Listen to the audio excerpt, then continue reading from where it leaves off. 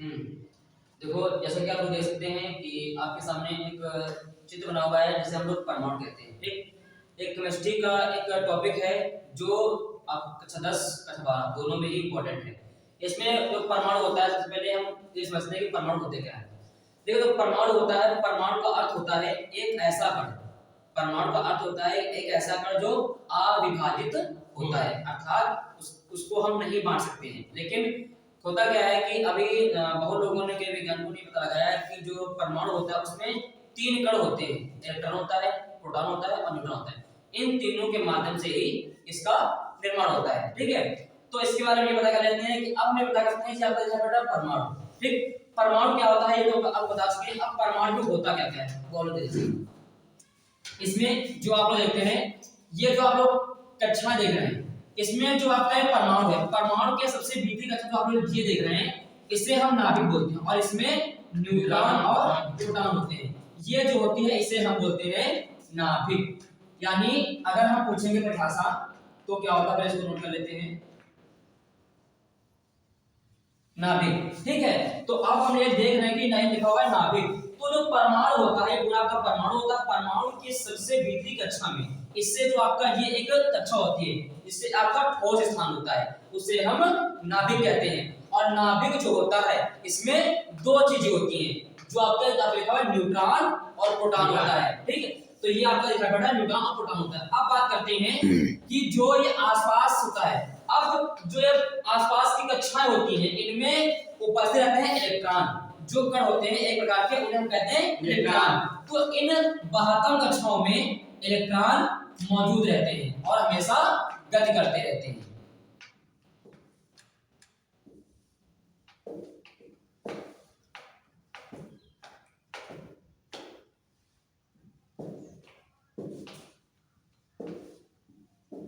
ये हम लोग नोट कर देते हैं और आपको बता दें कि ये जो कक्षाएं होती हैं इनमें इलेक्ट्रॉनों की संख्या होती है, उसको हम बताएंगे कि एक कक्षा में कितने इलेक्ट्रॉन की संख्या होती है, क्योंकि इन सभी कक्षाओं में इलेक्ट्रॉन की संख्या होती है वो असल में अलग अलग होती है। तो सबसे पहले आप बताते हैं कि जो पहली कक्षा होती है इसको हम के, सेकंड वाले को L, इसको M और इसको N कहते हैं।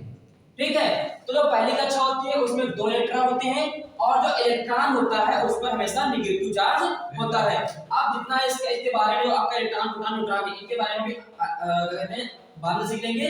पहले हम इस वजह सीख लेते हैं कि पहली कक्षा में, दूसरी कक्षा में और तीसरी में और आखिरी कक्षा में इलेक्ट्रॉन की संख्या कितनी होती है। तो अब आते हैं पहली कक्षा जिसको हम के मानते हैं, इसमें होते हैं 2 इलेक्ट्रॉन।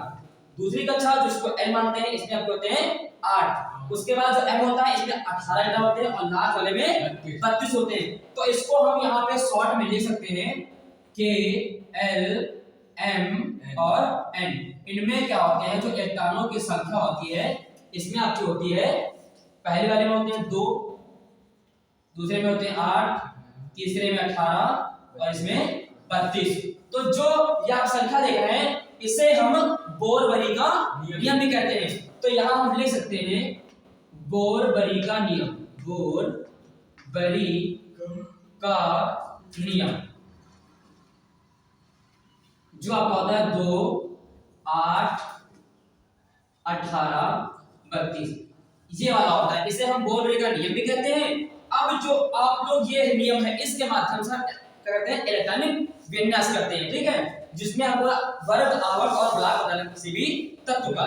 तो जो ये आप देख रहे हैं ये निकलने का एक सूत्र भी होता है जिसको हम 2n², इसके माध्यम से हम इनको निकाल सकते हैं। तो अब क्या होता है, अगर मान लेते हैं इसको निकालने के लिए यहाँ पे निकाल लेते हैं, लिखा हुआ है 2n²। ठीक है, अब देखिए अगर हम मानते हैं कि n बराबर 1 तो लिखेंगे 2 into 1² तो 1 का स्क्वायर तो 1 ही होता है। ठीक है, तो 2 into 1 बराबर आपका 2 आ गया। ये देखिए आपका आ गया 2।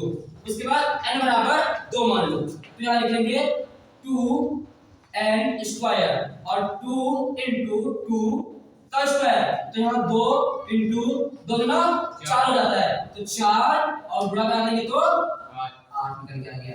ये वाला सही है। इसी प्रकार से हम जब n का मान बढ़ाते रहते हैं तो हमें 2, ये देखिए 2 आ गया, ये 8 आ गया। आगे चेक कर लेते हैं। फिर रखेंगे n बराबर 3, यहाँ पे हमने लिखा हुआ है n बराबर 2, तो ये आपका 8 आ गया। n बराबर 1 रखा तो 2 आ गया, n बराबर 2 रखा तो 8 आ गया है। अब रखेंगे n बराबर 3, तो लिखेंगे 2, n कितना है 3 बना गया तो 3 हो गया। स्क्वायर करेंगे तो 2 × 3 का 9 हो गया। यह वाला आपका 9 गुना 18, तो यहाँ पे आपका 18 आ गया। ये वाला आपका तीसरा आ गया। अब आगे करते हैं, n बराबर कितना लिखेंगे 4, तो आपका आएगा 2 × 4 का स्क्वायर 2 × कितना 4 होता है, 4 को 16 होता है, तो यहाँ लिखिए 16। अब इंटू कराएंगे तो 16 गुना 32। ये आप लोग देख सकते हैं कि जब हम n का मान 1 रखेंगे तो 2 आपका आ गया, 2 रखेंगे 8 आ गया, 3 रखेंगे तो 18 आ गया, और 4 रखा तो 32 आ गया। इसके माध्यम से हम इसको निकालते हैं, जिसे हम कहते हैं बोरबरी का नियम। ये वाला आप लोग देख सकते हैं, या लिखा हुआ है। अब हम बात करेंगे कि जो इलेक्ट्रॉन और प्रोटॉन और न्यूट्रॉन होते हैं, इनके बारे में बात करते हैं।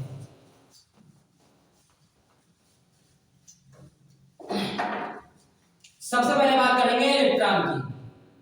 इलेक्ट्रॉन होता है, जो इलेक्ट्रॉन होता है इस पर नेगेटिव चार्ज होता है, अर्थात माइनस होता है। इस पर आपका नेगेटिव चार्ज होता है, इसे हम माइनस कहते हैं। अब जो एक इलेक्ट्रॉन होता है, इस पर जो आवेश होता है नेगेटिव होता है, और एक इलेक्ट्रॉन पर जो आवेश होता है वो होता है 1.6 × 10⁻⁻19 कूलम।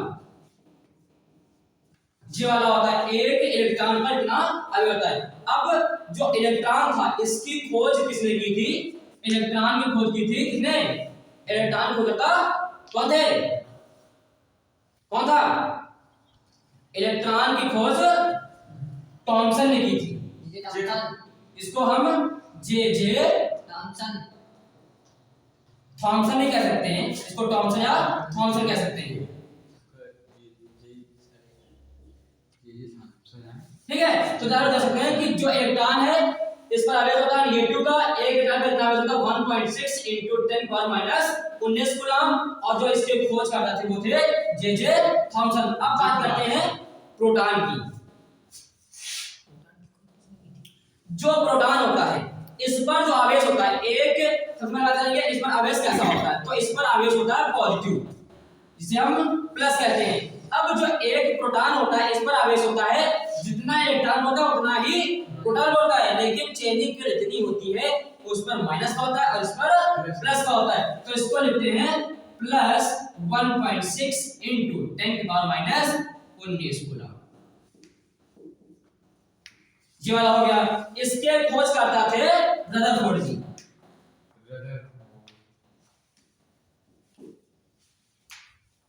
ठीक है, तो जो आप देख सकते हैं इलेक्ट्रॉन इतना आवेश होता है, खोज करता जे थॉमसन है, प्रोटॉन आपका कहते हैं प्लस का क्या होते हैं जो चार्ज होता है, और जो इस पर एक प्रोटॉन होता है, इस पर जो आवेश होता है वो प्लस का 1.6 × 10⁻⁻19 कूलम होता है, और इसकी जो खोज करता है वो रदरफोर्ड है। अब बात करते हैं न्यूट्रॉन की। अब जो न्यूट्रॉन होता है, इस पर कोई आवेश नहीं होता है। जो न्यूट्रॉन होता है, इस पर कोई चार्ज नहीं होता है, लेकिन इसकी जो खोज की थी वो की थी साइंटिफिक ने।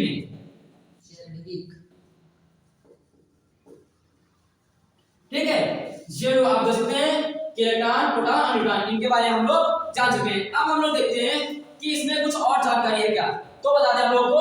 जो इनके किनारे होती है, नाभिक होता है जिसे हम नाभिक होते हैं। अब अगर परिभाषा पूछता है कि नाभिक क्या होता है, तो परमाणु की सबसे भीतरी कक्षा को नाभिक कहते हैं। इसके चारों ओर जो कक्षाएं होती हैं, इनमें हमेशा इलेक्ट्रॉन गति करते रहते हैं, और जो कक्षाएं होती हैं इनमें कितने इलेक्ट्रॉन होते हैं आपके सामने लिखा हुआ है। अब बात करते हैं कि ये जो इलेक्ट्रॉन होता है हमेशा गति करता रहता है, और इन कक्षाओं में नेगेटिव चार्ज होता है, और यहाँ पर लिखा है न्यूट्रॉन और प्रोटॉन। क्योंकि प्रोटॉन पर प्लस होता है तो नाभिक हमेशा पॉजिटिव रहता है और कक्षाएं हमेशा नेगेटिव रहती है। जी आप जैसे परमाणु होता है इसके बारे में आपको बता दिया है, और जो आपका बोरबरी का नियम है ये भी आप लोग देख चुके हैं, और इस नियम के अनुसार हम लोग तत्वों का वर्ग और लाभ पता कर सकते हैं। और इसको निकालने के लिए हमने आपको 2n², जिसको हम 2n², इस फार्मूले से हम इसको निकाल सकते हैं, जो हमने आपको अभी भी बता दिया है। ठीक, बस।